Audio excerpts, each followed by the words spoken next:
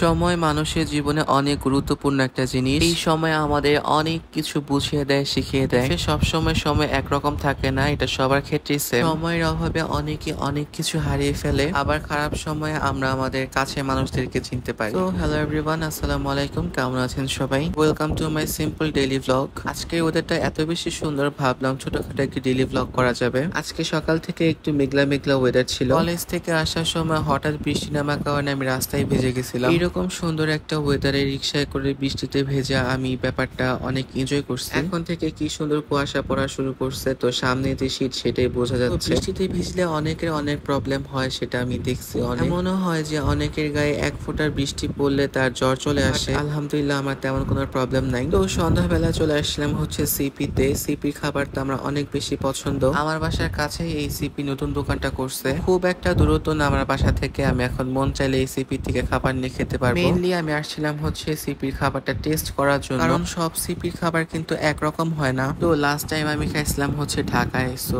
ওই খাবারটা আমার কাছে ভালো লাগে নাই। আমি কয়েকটা জায়গায় এরকম সিপির খাবার খাইছি, তবে আমার কাছে যেটা মনে হয়েছে যে কিছুটা হলেও ডিফারেন্স থাকে। খাবার টেস্ট করার পর খাবারটা অনেক বেশি ফ্রেশ লাগছে এবং খাবারটা অনেক বেশি মজার ছিল। টাঙ্গাইলে কিন্তু আরো 2-3 জায়গায় সিপি আছে, সো ওইগুলোর থেকে হচ্ছে আমার এইখানকার খাবারটা অনেক ফ্রেশ মনে হয়েছে আর মজাও লাগছে। তো খাবার খেতে খেতে বাসায় চলে গেলাম, কারণ আমার অনেক বেশি ক্ষুধা লাগছিল, কারণ আজকে সারাদিন বাহিরেই ছিলাম। আর এখন অলমোস্ট 8:30টার মতো বাজে, দুপুরেও খাওয়া দাওয়া কিছু করি নাই। তো আজকের এই সিম্পল ব্লগটি ছিল আমার এই পর্যন্তই। দেখা হবে নেক্সট ভিডিওতে। আল্লাহ হাফেজ।